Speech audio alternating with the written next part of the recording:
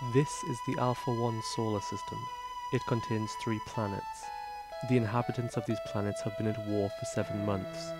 Invaders from the distant star NGC 1611 are in position to take over all 3 planets. The Alpha 1 Federation has dispatched 3 pilots to NGC 1611. You must terminate the invaders' power source on NGC 1611.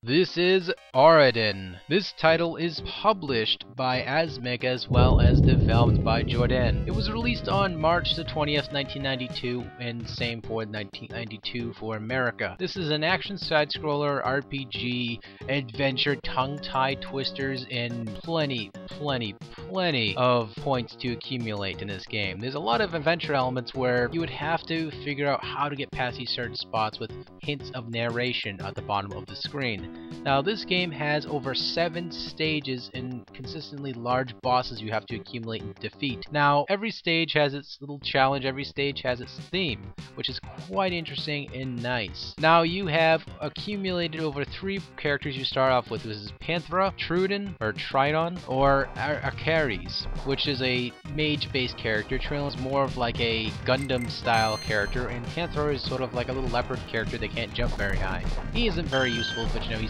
only good for certain key elements of the game, and after that you basically don't truly use him that much. He'd be good for a challenge run, I guess. But nonetheless, this game has a little bit of something I would like to call character to it. It has a few things that I'd like to say are somewhat bad, but at the same time somewhat good.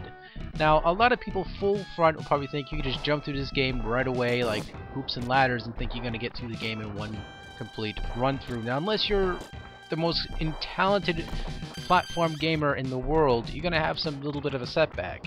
You have to accumulate EXP points, which will level up your character to make you stronger and endure more punishment. You do have an access to a wide vocabulary of various items you can use to power up your life, your energy bar, as well as other things, but however, I found one problem with the item system. Now, I know how to, you go into select, you select your character, press A, that it will signify that you activated the power up, and you press B to get into the sub menu, but that's always not responsive, and it always becomes a troublesome, bothersome experience sitting there for at least 30 seconds trying to get the darn thing to detect that you want to get to your power up, so that way you can at least shoot a missile or replenish your health. Now, I'm sorry for my little Elton Brown little explanation there, but you know what? Who cares? So, alright. Now, why is this game so underachieved? Well, there's a couple of reasons why I don't like some of the aspects of the game.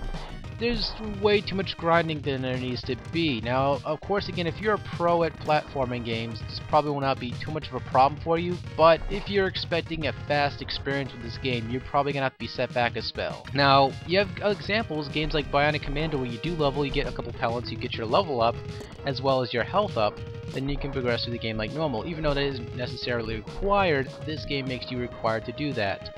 Now, is this a totally bad experience of the game? Absolutely not, actually, because of the fact that if you get stuck at a point, it will actually automatically log and save your level as well as what area you're at. So you can go back to this game and accumulate the EXP required to take on or survive the boss.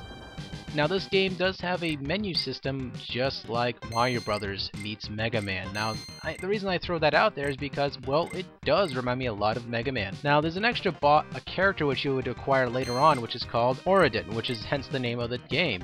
But you acquire him much later on, and, I'm not going to quite show him to you because you should unlock that yourself because you should be playing this game by now. But nonetheless, aside from a few neat items and all that crap, you pretty much would say this game is pretty solid. It goes on the cheap, and it's something you could probably get for, a couple, $3, $5 at a brick or mortar or used department store like Savers or Value Village. Hopefully you can find it there. If not, eBay is your friend.